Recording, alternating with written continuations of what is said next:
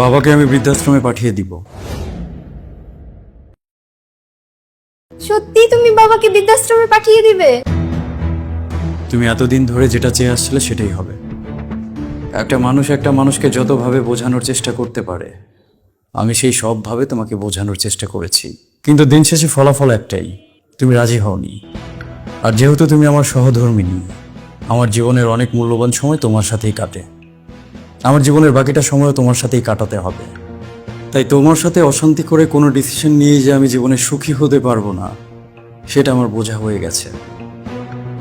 তোমার কথাই থাকবে, আমি বাবাকে বৃদ্ধাশ্রমে পাঠিয়ে দিব। আচ্ছা, তুমি এই বিষয়টা নিয়ে মন খারাপ করছো কেন বলো তো?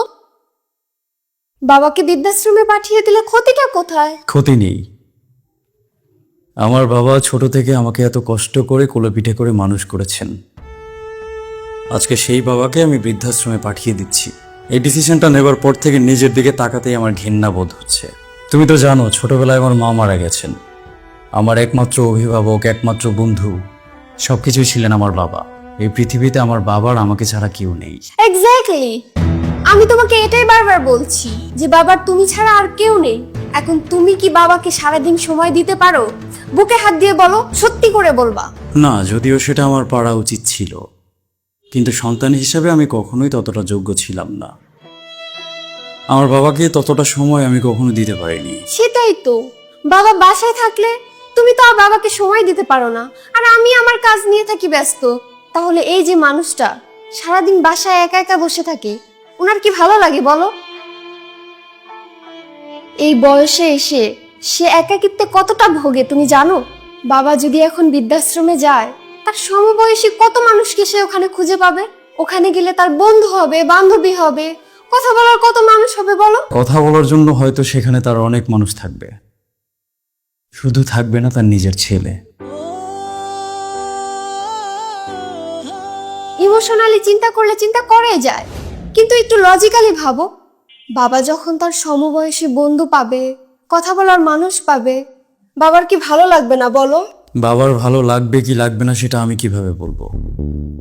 সেটা তো সবচেয়ে ভালো বাবাই বলতে পারবেন। বাবা বলেন, আপনার ভালো লাগবে না?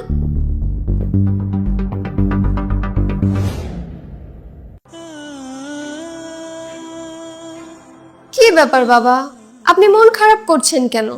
আপনি তো ওখানকার বিষয়টা বুঝতেই পারছেন না। একবার যদি বুঝে যান, তাহলে আর ওখান থেকে আসতেই চাইবেন না। হ্যাঁ, আর তুমি তো সেটাই চাইছো, যাতে বাবা আর কখনো সেখান থেকে ফিরে না আসে, তাই তো? না না, আমি তো সেটা বলিনি। হ্যাঁ, তুমি সেটাই বলেছো, কিন্তু হয়তোবা তোমার কাছে মনে হচ্ছে তুমি সেটা বলোনি, অথবা তোমার কাছেও মনে হচ্ছে তুমি সেটাই বলেছো, কিন্তু তুমি স্বীকার করছো না। তুমি আমার সাথে এভাবে কেন কথা বলছো?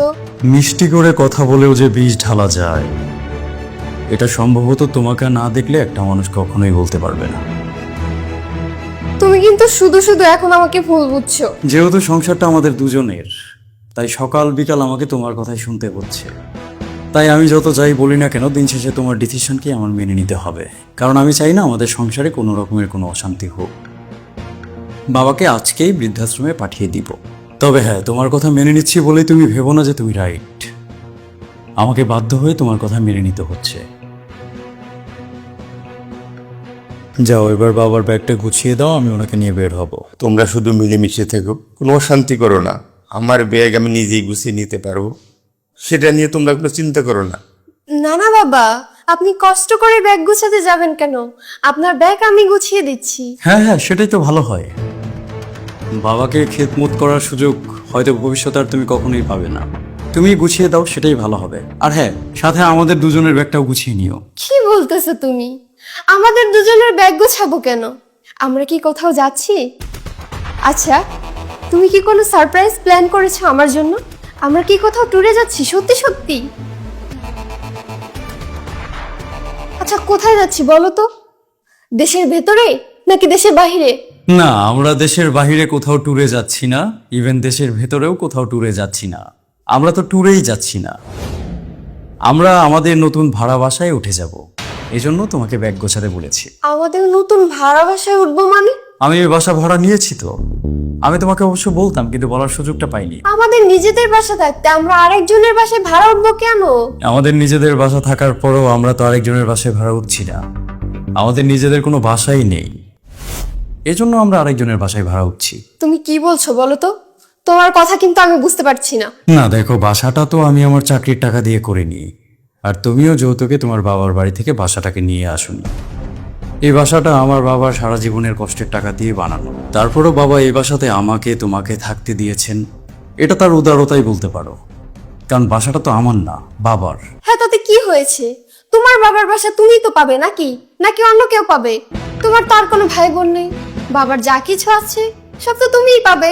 হ্যাঁ পেতাম, অবশ্যই পেতাম। সেটা তখনই পেতাম যখন আমি শেষ বয়স পর্যন্ত বাবাকে দেখাশোনা করতাম, আমার দায়িত্বটা আমি পালন করতাম। তখন বাবার দায়িত্বের জায়গা থেকে সে আমাকে বাসাটা দিয়ে যেতেন। এখন আমি তো আমার দায়িত্বটা পালন করতে পারছি না, তাকে দেখাশোনা করতে পারছি না।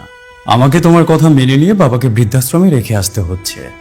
সেদিক থেকে বাবাও কিন্তু তার দায়িত্বটা পালন না করলেও পারেন। এখন আমি তুমি আমরা প্ল্যানিং করে বাবাকে বৃদ্ধাশ্রমে রেখে আসতে যাচ্ছি। তার জীবনের শেষ সম্বল বলতেও তো একটা কিছু তার প্রয়োজন আছে, তাই না? দেখো, কিছুদিন পরে বা কিছু বছর পর যদি বাবার কিছু হয়ে যায়, তাকে কে দেখাশোনা করবে? তুমি নিশ্চয়ই করবে না। আর আমি তখন চাইলেও বাবার জন্য কিচ্ছু করতে পারবো না, কারণ কিছু করতে গেলেই তুমি আমার সংসারে অশান্তি করবা, যেটা আমি চাই না। তখন বাবা যাতে সেফ অ্যান্ড সিকিউর একটা লাইফ লিড করতে পারে, এজন্য বাবার এককালীন কিছু টাকার প্রয়োজন আমি মনে করি। তাই বাবা একটা ডিসিশন নিয়েছেন। ডিসিশনটা হলো এই বাড়িটাকে বিক্রি করে দিয়ে যত টাকা পাওয়া যায় সমস্ত টাকা সে তার ব্যাংক অ্যাকাউন্টে ফিক্সড ডিপোজিট করে রাখবেন। কি কি কি বলছো তুমি? আর এই বিষয়ে আমাদের পারিবারিক উকিলের সাথে আমাদের কথা হয়ে গেছে। আমি আশা করছি আগামীকালকের মধ্যেই বাসাটা বিক্রি হয়ে যাবে আর সমস্ত টাকা বাবার অ্যাকাউন্টে ঢুকে যাবে। সুতরাং কালকের পরের দিন থেকে আমরা কিন্তু এই বাসার মালিক আর থাকছি না। আমাদেরকে আলটিমেটলি একটা ভাড়া বাসাতেই উঠতে হবে, যেটার কারণে আমি একটা ভাড়া বাসাও ঠিক করে ফেলেছি আর তোমাকে ব্যাগ গোছাতে বলছি। এই, সত্যি করে বলো তো, তুমি কি আমার সাথে মজা করছো? বাবা, সত্যি করে বলেন তো, আপনারা দুজনে মিলে কি আমার সাথে মজা করছেন? ও এসব কি বলছে? আর আপনি আপনার ছেলেকে দেওয়া বাসা বিক্রি করে দিবেন? আপনি কেমন বাবা? তিনি ততটাই ভালো বাবা যতটা ভালো ছেলে আমি হতে পেরেছি। আমি ছেলে হিসেবে যতটা ভালো হতে পেরেছি তার চেয়ে ভালো বাবা তো তিনি চাইলেও হতে পারবেন না, আর তার হওয়া উচিত না। জীবনে ভালো হওয়ার প্রয়োজন আছে, কিন্তু মাত্রাতিরিক্ত ভালো হওয়া মানুষের জন্য ক্ষতিকর। শেষ বয়সে তার দেখাশোনাটা পর্যন্ত আমি করতে পারছি না।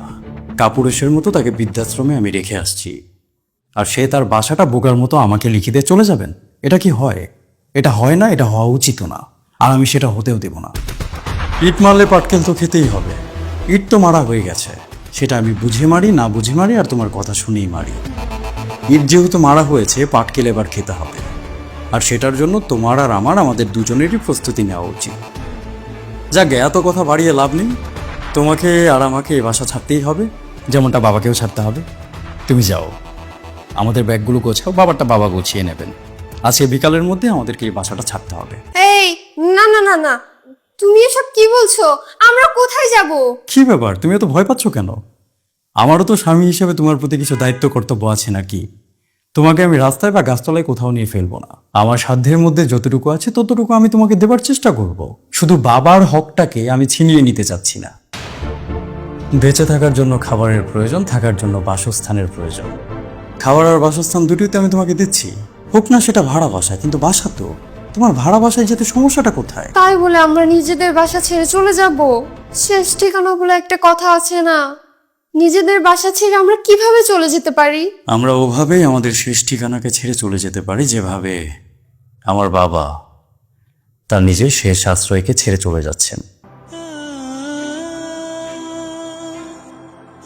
না না, বাবা চলে যাচ্ছে এটা তোমাকে কে বললো? বাবাকে কি আমি চলে যেতে দেব নাকি? কি বলো কি? বাবাকে যেতে দিবে না? কিছুদিন যাবত তো খুব বলছিলে যে বাবাকে বৃদ্ধাশ্রমে পাঠিয়েই তুমি ছাড়বে। ওনাকে না পাঠালে তুমি ঠিক মতো খাবে না, আমার সাথে কথা বলবে না, সংসারে অশান্তি করবে। এখন আবার কি বলো? আরে আমি তো তোমার সাথে মজা করতেছিলাম। আমি কি পাগল নাকি যে বাবাকে বৃদ্ধাশ্রমে পাঠিয়ে দেব? আরে তুমি যদি নিজে থেকে বাবাকে বৃদ্ধাশ্রমে পাঠাতে চাইতে তবুও তো আমি রাজি হতাম না। পাগল নাকি আমি? বাবার আমাদের ছাড়া কে আছে? আমি কিভাবে বাবাকে বৃদ্ধাশ্রমে পাঠাতে পারি? আরে পাগল, আমি তো দেখলাম যে তুমি বাবাকে কতটা ভালোবাসো। মিষ্টি কথা দিয়ে বিষ ঢালা, এই ব্যাপারটা না তোমার চেয়ে চমৎকারভাবে কেউ কখনো করতে পারবে না। তবে সোজাভাবে হোক আর বাঁকাভাবে হোক, তুমি যে সঠিক রাস্তায় আসতে পেরেছ, এজন্য আমি তোমার প্রতি খুবই খুশি। আচ্ছা বাবা, এখন তাহলে তুমি কি বলো, উকিলকে কি ডাকবো নাকি ডাকবো না? বাবা, তুমি যেটা ভালো মনে করো সেটাই করো, আমার এখানে কিচ্ছু বলার নাই।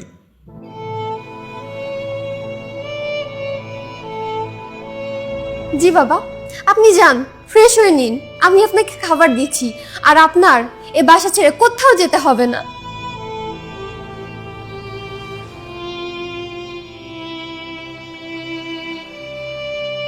না মানে বলছিলাম কি, একটা কথাও আমি তোমার সাথে এই মুহূর্তে বলতে চাচ্ছি না।